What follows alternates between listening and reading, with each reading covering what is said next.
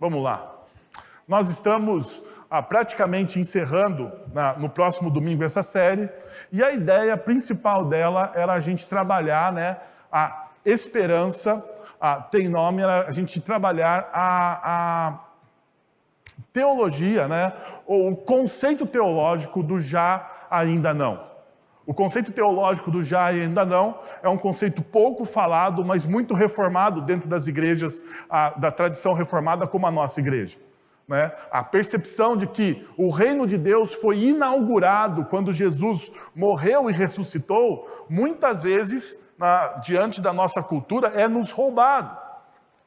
Nós não conseguimos, muitas vezes, entender e poucas vezes os pregadores falam a respeito dessa realidade. Então, nos últimos domingos, se você quiser ouvir um pouco mais sobre isso, você pode acessar as nossas redes sociais. Todas as mensagens estão lá. E no próximo domingo, nós só teremos... A mensagem da manhã será gravada lá no Recanto? É uma pergunta que não se quer calar, então nós veremos o que irá acontecer. No final, a última mensagem vai estar gravada, que será aqui. Bom, deixa eu falar hoje para vocês o que a gente vai trabalhar. Uma esperança para os céticos. Uma esperança para os céticos. Quero convidar você a abrir o texto de João, capítulo 20, a partir do verso 19. Hoje pela manhã nós trabalhamos o João, os versículos de cima do encontro com Jesus e Maria Madalena. Agora pela noite nós vamos continuar, nós vamos terminar o capítulo 20, dos versos de 19 até o verso 31. E diz o seguinte o texto: ao cair da tarde daquele primeiro dia da semana, estando os discípulos reunidos a portas trancadas, por medo dos judeus, Jesus entrou, pôs-se no meio deles e disse: paz seja com vocês. Tendo dito isso, mostrou-lhes as mãos e o lado. Os discípulos alegraram-se quando viram o Senhor. Novamente, Jesus disse: paz seja com vocês. Assim como o Pai me enviou, eu os envio. E, com isso, soprou sobre eles e disse: recebam o Espírito Santo. Se perdoarem os pecados de alguém, estarão perdoados. E se não os perdoarem, não estarão perdoados. Verso 24. Tomé, chamado Dídimo, um dos 12, não estava com os discípulos quando Jesus apareceu. Os outros discípulos lhe disseram: vimos o Senhor. Mas ele disse: se eu não vir as marcas dos pregos nas suas mãos, não colocar o meu dedo onde estavam os pregos, e não puser a minha mão no seu lado, não crerei. Uma semana mais tarde, os seus discípulos estavam outra vez ali, e Tomé com eles. Apesar de estarem trancadas as portas, Jesus entrou, pôs-se no meio deles e disse: paz seja com vocês. E Jesus disse a Tomé: coloque o dedo aqui e veja as minhas mãos. Estenda a mão e coloque-a no meu lado. Pare de duvidar e creia. Disse-lhe Tomé: Senhor, meu Deus, Senhor meu e Deus meu. Então Jesus lhe disse: porque me viu, você creu? Felizes os que não viram e creram. Jesus realizou na presença dos seus discípulos muitos outros sinais miraculosos que não são registrados neste livro. Mas estes foram escritos para que vocês creiam que Jesus é o Cristo, o Filho de Deus, e crendo, tenham vida em seu nome. Vamos orar mais uma vez? Pai, nós estamos na tua presença e nós vamos refletir agora no texto bíblico. Queremos pedir, ó Pai, que em nome de Jesus, o teu Santo Espírito entre nas nossas vidas, o teu Santo Espírito toque os nossos corações. E nós possamos, ó Deus, realmente termos uma experiência, Pai, de arrependimento à luz da palavra que o Senhor nos dá, Senhor. Que o seu Santo Espírito, Senhor, nos guie nessa reflexão para a honra e glória do teu nome. É o que eu oro em nome de Jesus. Amém. Tomé é o mais célebre, ele é o mais célebre dos céticos dos tempos antigos. E como tal, serve como praticamente um dublê para os céticos seculares dos nossos tempos, dos dias de hoje. Muitos duvidam da ressurreição, tal como Tomé fez. Tomé, se você percebeu o texto que nós lemos, né, ele duvidou cabalmente da ressurreição, mesmo tendo testemunhas oculares. Então pensa comigo o seguinte contexto. Tomé é um dos 12, e o texto deixa bem claro isso. Ou seja, Tomé é parte daquele grupo de discípulos mais próximo de Cristo Jesus. Jesus ele tinha um grupo de amigos bem próximos, cerca de 3 discípulos, um grupo um pouquinho maior, os 12, e um grupo ainda maior, que eram cerca de 70 a 80 pessoas, que caminhavam com Jesus. Os 12, quando ele fala dos 12, é aqueles 12 homens que são conhecidos como apóstolos. Tomé era um deles. Então imagine o seguinte contexto, percebendo essa realidade histórica. Jesus caminha com esses homens, ensina sobre a ressurreição, fala durante todo o seu ministério sobre o que haveria de acontecer, ou boa parte do seu ministério, como relatam os evangelhos. A partir do meio do seu ministério, Jesus começa a anunciar a sua morte, anunciar a sua ressurreição, tudo aquilo que deveria acontecer. Depois de 3 anos de caminhada, depois deles verem inúmeros milagres que Jesus realizou, Jesus anda sobre as águas e Tomé estava lá, Jesus multiplica os pães e Tomé estava lá, Jesus ressuscita Lázaro e Tomé estava lá. Veja, eu estou citando alguns dos milagres. O texto que nós acabamos de ler do Evangelho de João vai dizer o seguinte: olha, existem muitos outros milagres, muitos outros feitos que não estão contidos nessas páginas. Não estão contidos. No entanto, apesar de toda essa experiência, Tomé é praticamente um cético. O grande problema dos céticos é que muitas vezes o coração pode se tornar cínico. Esse é o problema do ceticismo. Eu diria para vocês que o ceticismo, um certo nível de ceticismo na vida até que é saudável. Mas o grande problema de você cultivar ceticismo em relação à fé cristã é que em algum momento, você vai se tornar um cínico. É provável que Tomé se revelasse uma pessoa sensorial nos testes de RH dos nossos dias de hoje. Um indivíduo de temperamento e sendo guiado pelas realidades físicas. Ou seja, Tomé estava preocupado com as evidências sólidas e científicas, como a gente hoje, né, na nossa sociedade pós-moderna, é tão importante, as evidências científicas do que estava acontecendo naquele momento da história. Veja, existem milhões de Tomés na nossa sociedade pós-moderna. Mas sabe, quando você lê o texto com um pouco mais de cuidado, eu gostaria de trazer redenção ao pobre do Tomé. Porque a gente lê o texto e a gente acha que o pobre do Tomé, ou que o Tomé, ele é o culpado de tudo.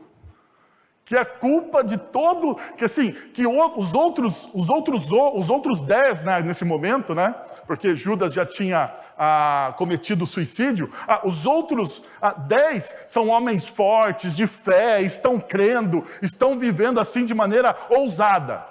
Mas se você ler um pouco mais de cuidado o texto bíblico, você vai perceber que existem alguns sentimentos que estão fervilhando nesse texto: medo, ceticismo e cinismo.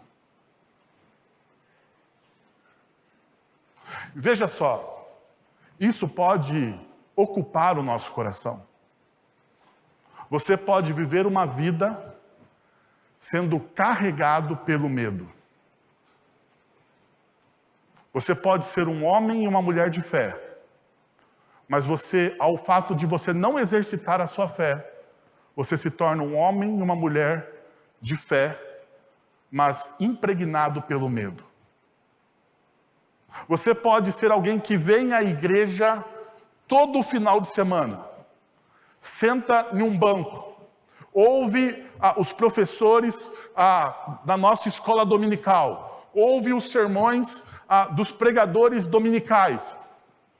E mesmo assim, enquanto você está ouvindo aquilo que está sendo pregado, ao invés de você abraçar com fé aquela palavra, você fala no seu coração: será? Será que o que está sendo pregado é o correto? Será que esse princípio não é meio anacrônico? Não está fora de moda? Porque veja só, a Bíblia ela foi escrita há mais de 2000 anos atrás. Há mais de 2000 anos atrás. Então, não teve atualização. Pelo menos a Bíblia que eu uso não foi atualizada. Não, a gente não consegue abaixar, que nem a gente abaixa nos aplicativos dos nossos celulares, né? A atualização. Não dá para você chegar e falar assim: bom, eu estou com a Bíblia aqui 1.0, eu preciso da Bíblia 3.0, porque afinal de contas eu preciso atualizar a Bíblia para a minha realidade. Isso não existe. O fato é que nós caminhamos nessas tensões. Tensão do medo, do ceticismo, e o perigo disso é o cinismo. É quando o medo e o ceticismo se solidificam no seu coração e você se torna alguém cínico. Bom, diante disso, desse cenário que eu pintei para vocês aqui, como eu disse, quero trazer redenção a Tomé, de certa forma, mostrar que talvez ele não seja tão vilão assim na história, né? Ou tão cético assim na história. Mas antes de tudo isso, eu gostaria de mostrar para vocês alguns princípios que o texto bíblico nos ensina para que nós possamos lidar com essas realidades. Bom, o primeiro, em Jesus, a paz é nos dada para dissipar o medo e impulsionar a missão. Veja o que o texto vai dizer durante 2 momentos. Versículo de número 19. Paz seja com vocês. Versículo de número 21. Paz seja com vocês. E tem mais uma no bloco abaixo do verso 21. Do verso 21 ainda existe uma terceira paz. Mas eu quero primeiro pegar esses 2 blocos, porque esses 2 blocos fazem parte do bloco que nós estudamos pela manhã. Deixa eu mostrar para vocês, mas antes disso, veja uma coisa muito importante. Essa ideia de a paz seja com vocês, ela não é uma ideia nova. É uma ideia que estava já enraizada na espiritualidade judaica. Então, quando Jesus ele diz, a paz esteja com vocês, ele está falando da paz do Messias, que é o shalom de Deus no Antigo Testamento. O shalom de Deus no Antigo Testamento. É uma paz que não é essa ideia que nós temos aqui de uma paz calma, eu estou em paz, paz de espírito, zen. Não é essa paz mística. É um outro tipo de paz. E deixa eu chamar um amigo meu, na verdade um dos meus mentores, o Mike Gorin, para vocês entenderem o que ele está dizendo, o que o texto bíblico diz quando fala de shalom. Olha o que ele vai dizer. Jesus também personifica a paz e a alegria e convida o seu povo a viver uma vida de paz e alegria. O pano de fundo desses traços característicos é encontrado nos profetas do Antigo Testamento. A paz, o shalom, descreve a vida humana na criação como ela deveria ser.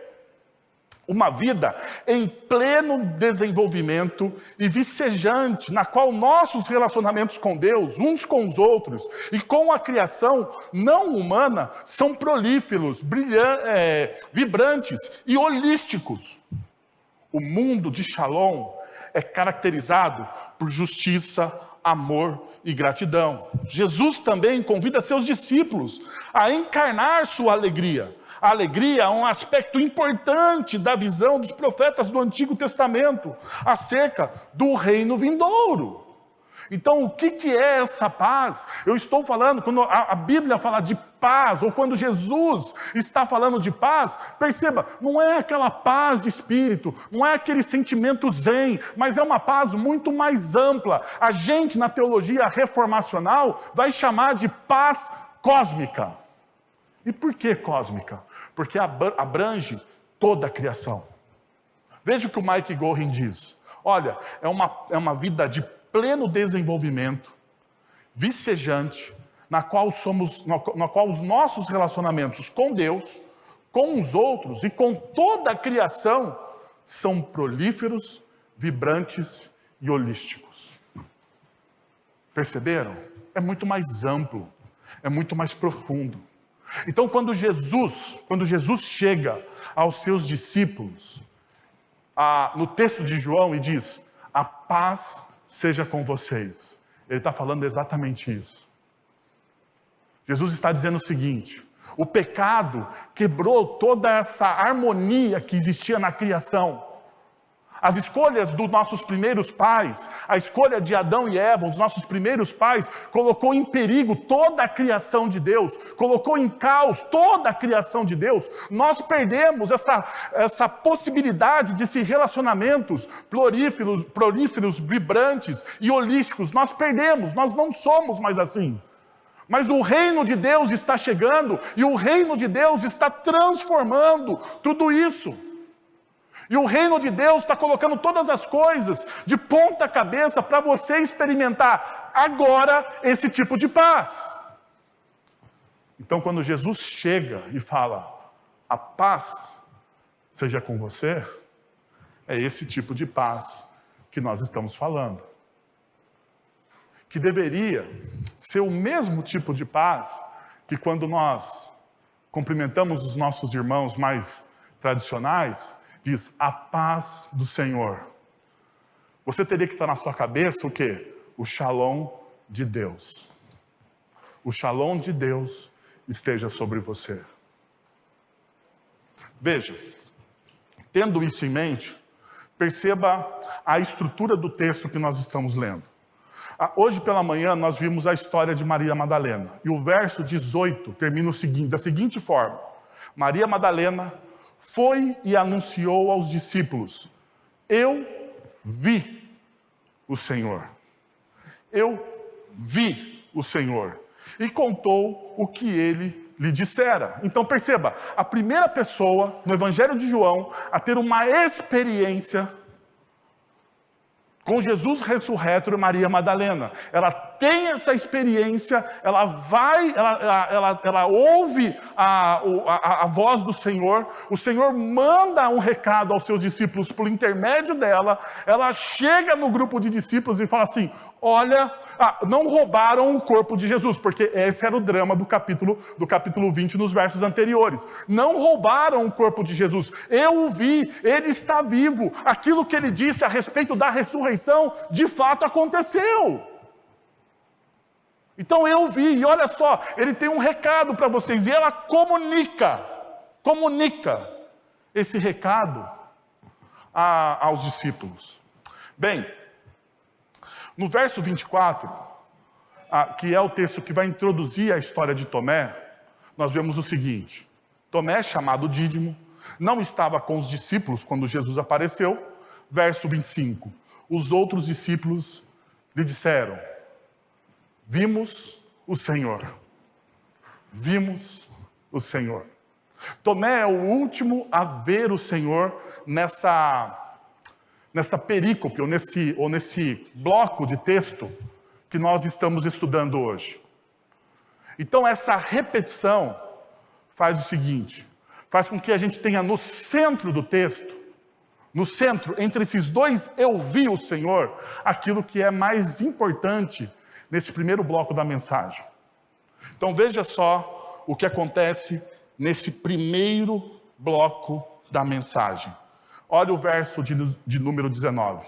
Ao cair da tarde, daquele primeiro dia da semana, estando os discípulos reunidos às portas trancadas, por medo dos judeus, Jesus entrou, pôs-se no meio deles e disse: paz seja com vocês.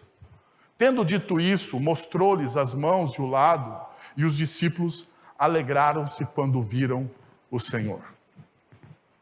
Veja só, primeira coisa,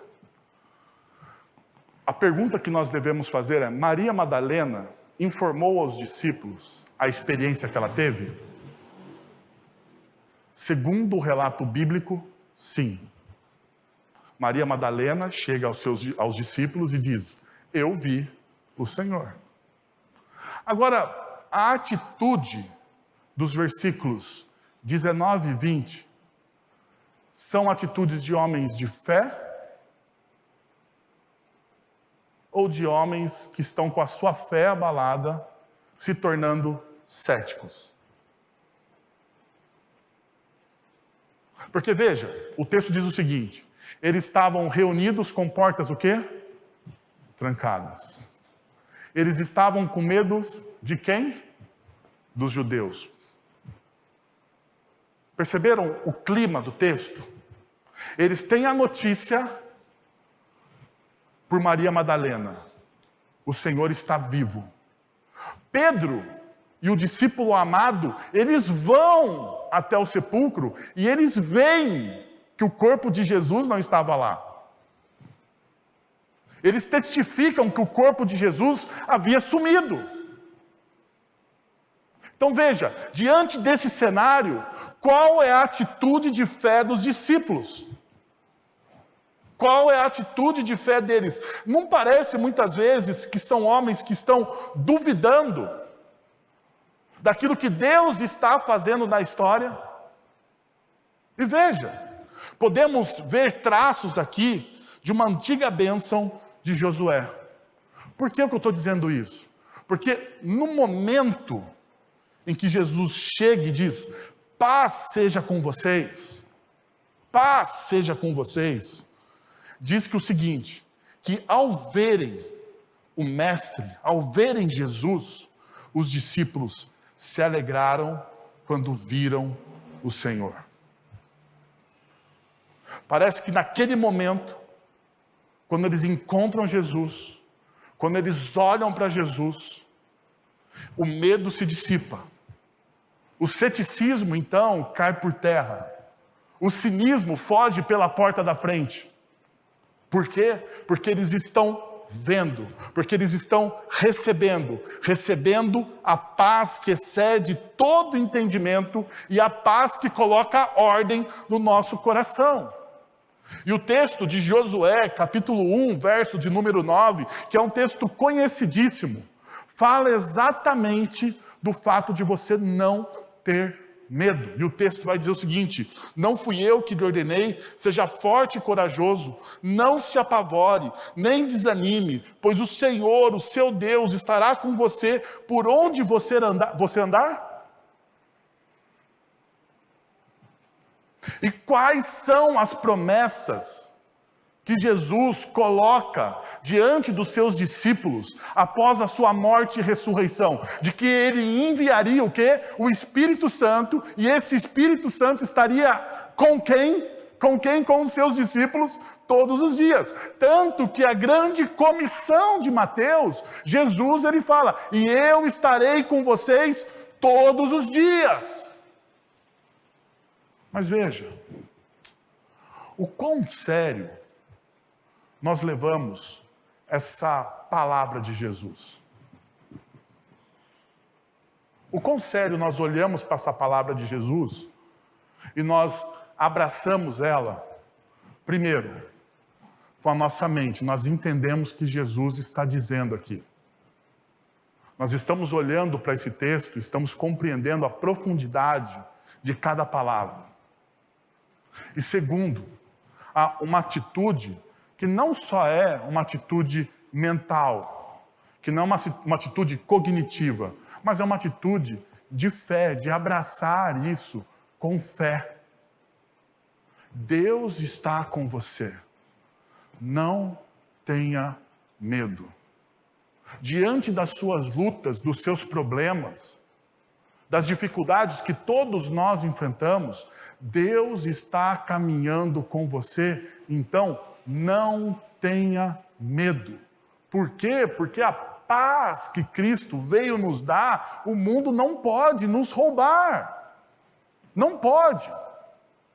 Porque no mundo, o próprio Jesus diz, vocês vão passar por dificuldades, mas tenham bom ânimo, eu venci todas essas coisas por vocês.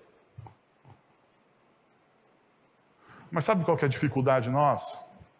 Nós olhamos para essas promessas, nós até entendemos essas promessas, mas nós não abraçamos essas promessas. O texto ainda fala de uma outra paz, verso 21. Novamente, disse Jesus, paz seja com vocês. Perceba que Jesus ele não fala nada sobre portas trancadas, sobre o medo que os discípulos têm. Jesus ele não bate e diz, viu, vocês não ouviram tudo que eu disse? Vocês não sabem de todas as promessas? Vocês não viram o milagre? Porque pensa bem, depois de 3 anos sendo discipulado pelo próprio Deus encarnado, o que esses homens deveriam fazer? Depois de 3 anos, eles vendo dia após dia Jesus fazendo as coisas que Jesus fazia, o que esses homens e mulheres que estavam ali naquela sala trancada deveriam fazer? Mas veja, Jesus em nenhum momento chega para esses homens e mulheres e os recrimina. Pelo contrário, ele fala, a paz seja com vocês e a paz seja com vocês. E veja só que interessante.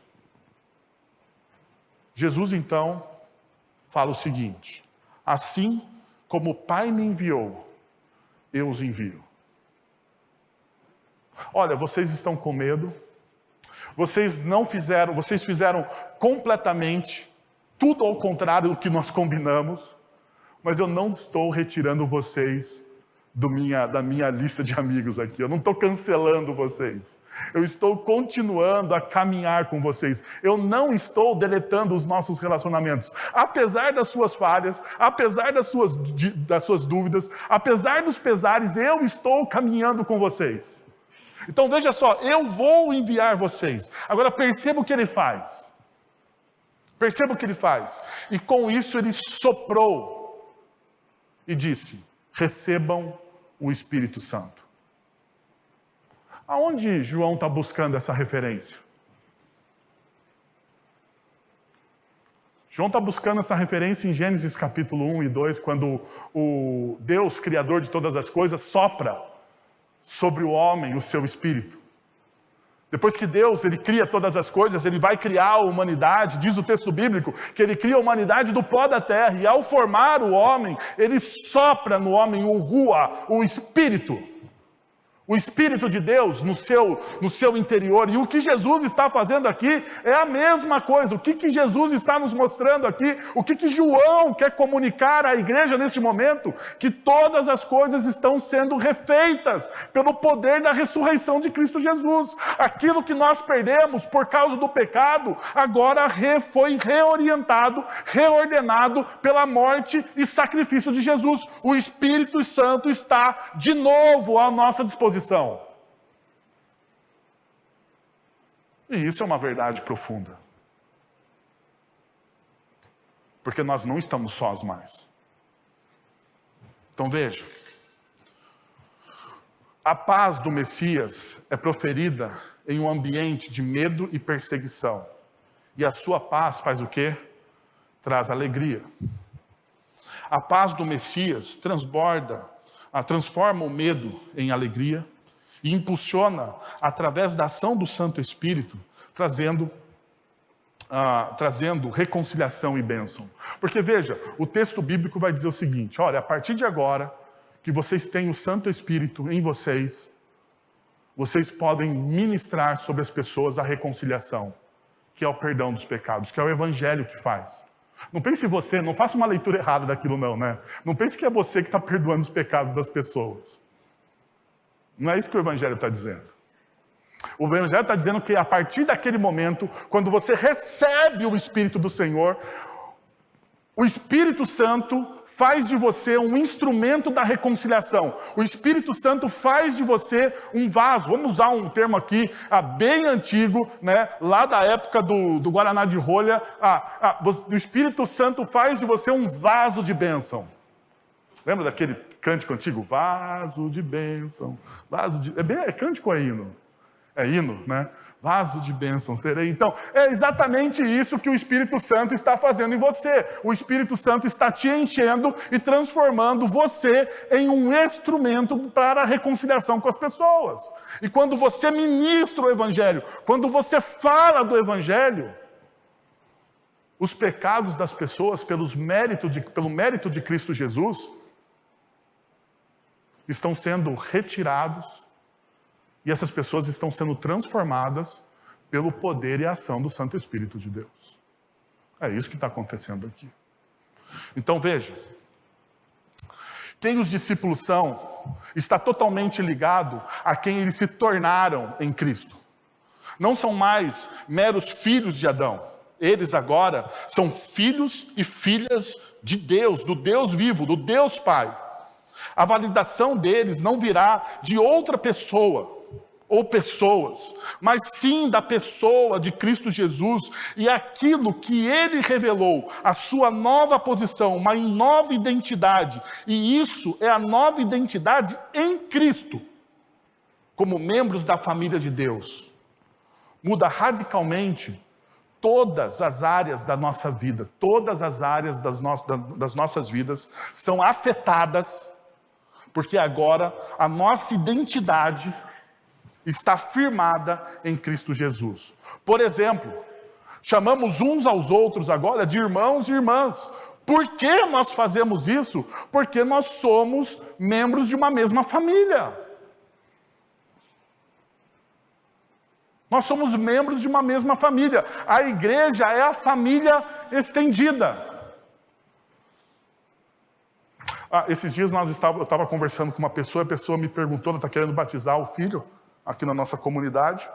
Ela perguntou assim, mas pastor, na igreja reformada tem padrinho e madrinha? E eu falei, não. Por que não? Porque na teologia reformada, aquela criança que é batizada dentro do corpo de Cristo é responsabilidade de quem também? Da igreja. A igreja se torna padrinho e madrinha daquela criança. Perceberam essa realidade? Então veja só, todas as nossas crianças são como filhos e filhas nossos. Nós deveríamos estar preocupados com essa realidade também. Todos os nossos adolescentes são como filhos e filhas desses adultos. Todos os nossos jovens que estão se perdendo por decisões erradas e equivocadas, nós deveríamos colocar os nossos joelhos no chão e orarmos por eles, porque eles são também nossos filhos e filhas. Isso faz da nossa teologia uma teologia viva, uma igreja viva, que se preocupa, que sai do ensimesmamento. Nós precisamos romper essa individualidade da cultura secular que captura parte importante da espiritualidade cristã, que nós não somos só irmãos e irmãs de falarmos. Nós somos uma família estendida. Como o próprio apóstolo Paulo vai dizer, nós nos alegramos com os que se alegram, nós choramos com os que choram. Essa deveria ser uma verdade. No entanto, gente, a igreja cristã está tão fragmentada quanto a cultura pós-moderna que nos cerca. Tão fragmentada. Nós estamos tão contaminados com o individualismo que se alguém se aproximar de você e pedir oração, você só quer ouvir o pedido para você não se envolver. Nós temos até medo, né? A gente faz aquela, eu acho que eu ou um outro pregador aqui já brincou, né? A gente faz aquela pergunta que não queremos a resposta. Como você está? Nós não queremos a resposta verdadeira, porque a resposta sincera é você, eu não estou bem, eu estou precisando de uma ajuda, eu estou precisando de alguém que me ouça, eu estou precisando de uma ajuda, de uma reestruturação financeira, você pode me ajudar? Eu estou precisando de um apoio, eu estou precisando de algo, eu estou precisando de um amigo. Mas nós não estamos dispostos. Ou, veja só, o ceticismo atua de tal forma que ele fragmenta a fé cristã. O ceticismo só crê naquilo que convém. Assim é o cético. O cético e o cínico, eles só creem naquilo que convém. Eles não creem no evangelho de A a Z. Eles creem naquilo que convém. Bom, então veja, os nossos relacionamentos são reestruturados. Esse relacionamento afeta nossa vida de oração, o nosso compartilhar com as pessoas, o cuidado de um para com os outros. A ressurreição de Jesus Cristo não é trivial. Não é trivial dentro da teologia. A ressurreição de Cristo Jesus é central para a nossa fé. Central para a nossa fé. Segunda realidade que o texto me ensina. Jesus lida com o nosso ceticismo e cinismo, revelando-se de forma graciosa. Olha só o que vai acontecer no verso 24 e no verso 25. Tomé, chamado Dídimo, um dos 12, não estava com os discípulos quando Jesus apareceu. Os outros discípulos lhe disseram: vimos o Senhor. Esse cara caminha 3 anos, mas viu, não é caminhada que nem a gente faz aqui na igreja não, sabe? Que a gente se vê uma vez por semana, né? Não é caminhada, a gente quer implantar os grupos pequenos para a gente caminhar mais perto das pessoas, para a gente não se ver somente uma vez por semana. Mas, veja, os discípulos, eles estavam vivendo todo dia, todo santo dia juntos. E o Tomé ouve dos seus grandes amigos 3 anos, e a intensidade com que eles viveram, né? Você fica imaginando toda a intensidade com que eles viveram a caminhada da fé. Assim, eles são muito íntimos. Ele ouve dos discípulos o seguinte: nós vimos o Senhor. Ele fala: não creio. Ele fala assim, ele deve dar, sabe aquela risadinha cínica que você dá quando você ouve um negócio assim, história de pescador. Esses discípulos aí, o Pedro exagerou no vinho, e eles viram aquilo que não era para ver. Eles viram aquilo que não era para ver. Isso aqui não está certo, não está certo. Ele deu aquela risadinha de canto e disse, se eu não vir as marcas dos pregos nas suas mãos, não colocar o meu dedo onde estavam os pregos, e não puser a minha mão no seu lado, não creio. Não crerei. É isso que Tomé diz. Então vejam. Primeiro, o cético é aquele que duvida, mesmo que ele ouça testemunhas oculares, pois ele só acredita em sua experiência pessoal. Esse é o cético. O cético é aquele que ouve. O cara até é amigo do cara, mas ele fala assim, não, mas eu só creio se eu experimentar. Se eu não experimentar, não me venha com essas conversinhas aí de que você viu, porque você não viu. Só se eu estava lá, você tirou uma foto, você está falando, mas eu não acredito em você. Esse é o cético. Agora, o cínico é aquele que coloca condições para crer.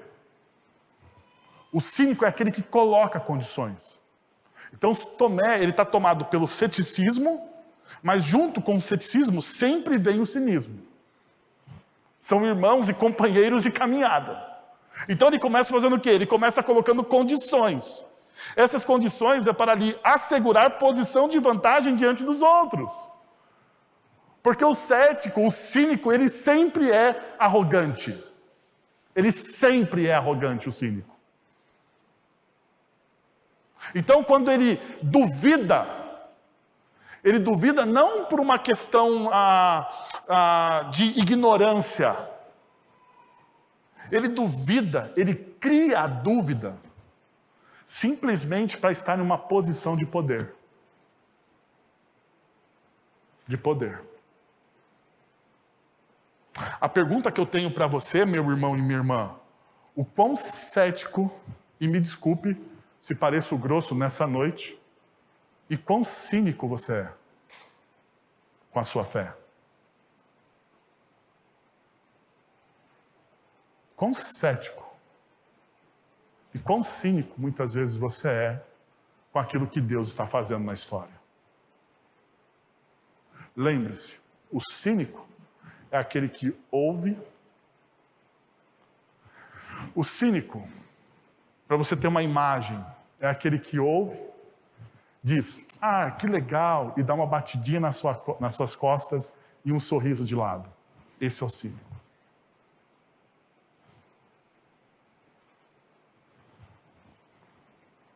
O quanto seu coração está tomado por isso. Agora a pergunta é, como Jesus lida com essas pessoas?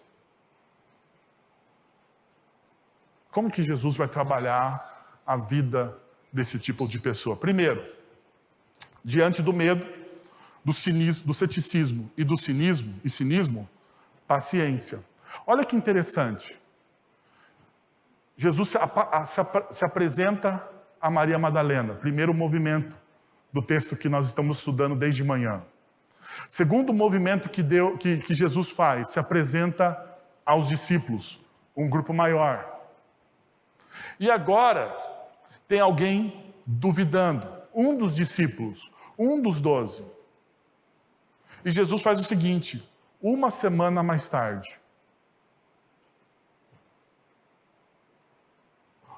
E assim, a pergunta é, por que João, ao escrever o texto, coloca uma semana mais tarde?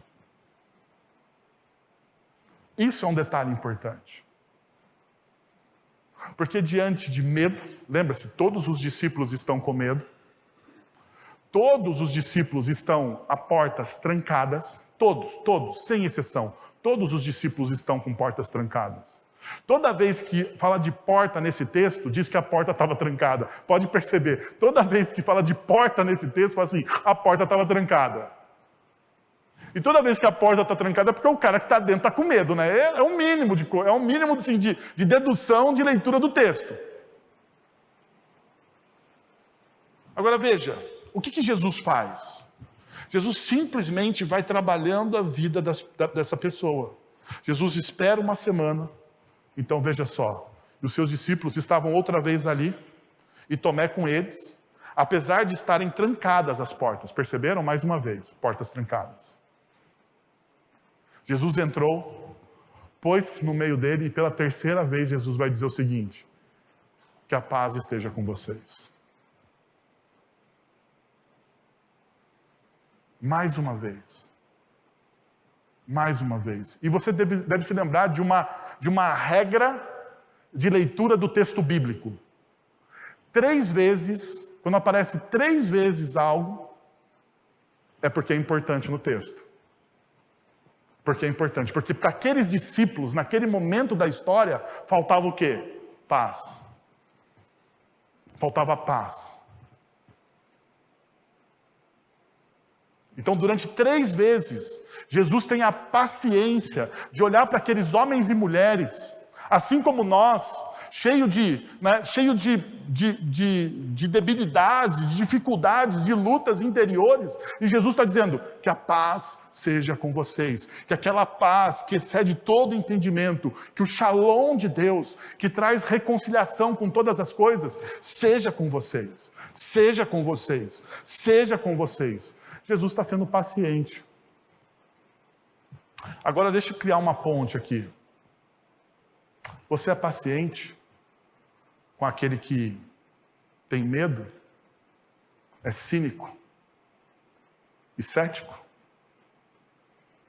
Ou você desiste logo das pessoas?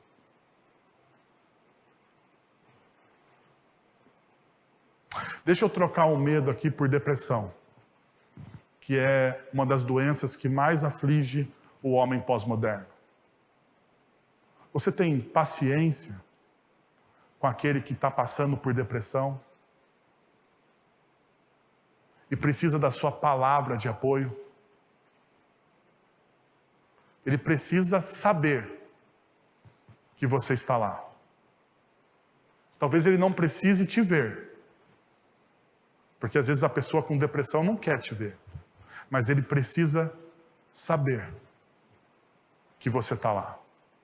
Você tem paciência? Você tem paciência com aquele jovem? Geralmente é jovem, né? Ou jovem adolescente, jovem/adolescente, ou jovem/adolescente eterno, porque hoje nós temos isso na nossa sociedade, né? Você tem paciência com aquele jovem, né, que é cético, que duvida de tudo que você vai falar sobre fé? Você tem paciência ou você já abandonou? E o pior de todos, que eu acho desses três, o cínico. Aquele que desdenha de você por trás. Você tem paciência e demonstra graça e amor com esse tipo de pessoa?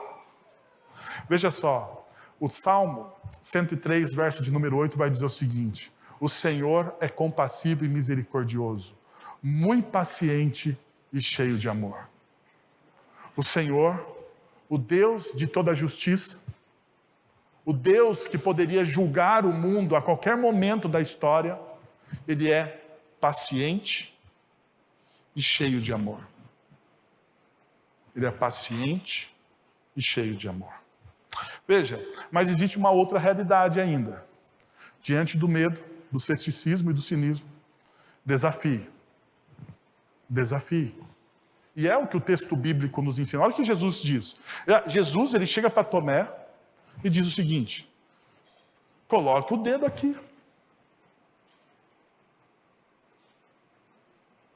Lembra que Tomé, quando ele duvida, ele coloca condições? Lembra que eu falei que o cínico coloca condições para crer?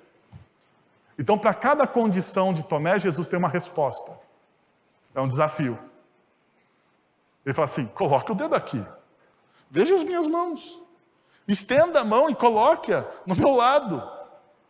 Agora, para de duvidar e creia. A conversa é séria. A conversa é séria. Jesus olha para aquele discípulo que andou 3 anos com ele, que viu milagres, ouviu as suas palavras. Ele olha para esse discípulo e diz: olha, então veja aqui. Olha, Maria Madalena disse para você. Você estava lá e ouviu o que ela disse. Os discípulos, os seus amigos mais chegados, chegaram para você e disseram para você. Você não creu em nenhuma dessas duas pessoas aqui. Então, desses 2 grupos aqui. Então, deixa eu falar uma coisa para você. Agora venha e toque. Venha e veja. E pare de ser arrogante e creia. E creia. E creia.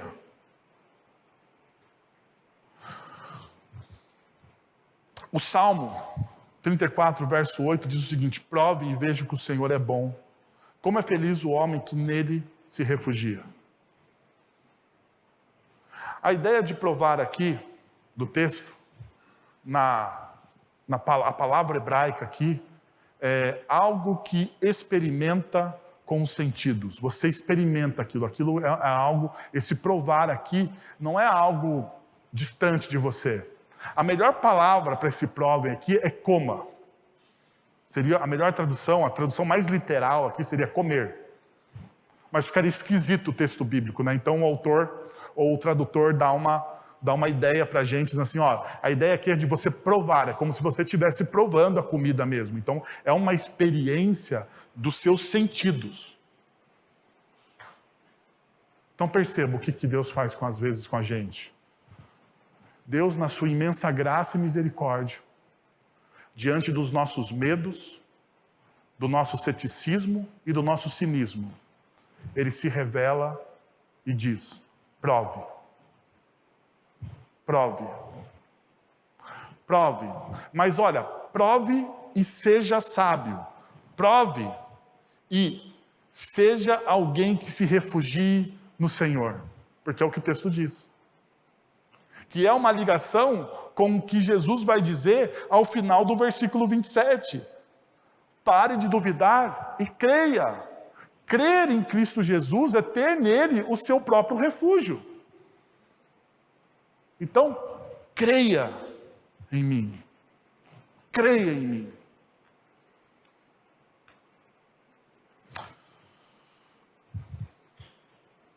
Deixa eu te dar 2 desafios então nessa noite. 2 desafios no refletir e praticar. Primeiro, deixa eu te perguntar. A paz de Cristo habita em seu coração? É uma pergunta séria. É uma pergunta simples, mas é uma pergunta séria. A paz de Cristo, não a paz zen da nossa cultura. O shalom, essa paz que reconcilia as pessoas com pessoas. Essa paz que transforma os corações. Essa paz aqui, o shalom de Deus, habita em seu coração?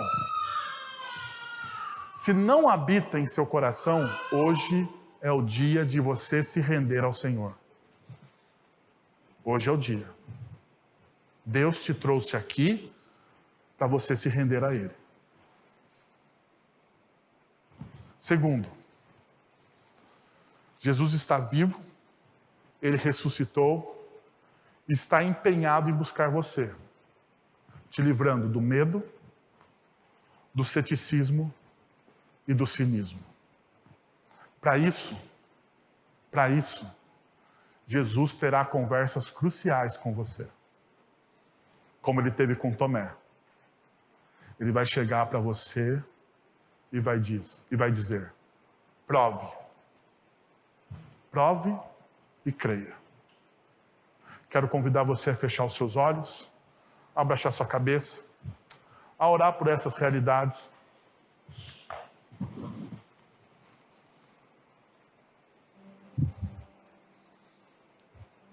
Porque a ressurreição de Cristo Jesus aproximou o reino de Deus em nós. O reino de Deus já está presente. E a presença do reino de Deus pode dissipar o medo. A presença do reino de Deus, através da ação do Santo Espírito de Deus, pode retirar todas as dúvidas do seu coração, que muitas vezes se transforma em um cético. A presença do Espírito de Deus, que é aquele que ministra a reconciliação aos nossos corações,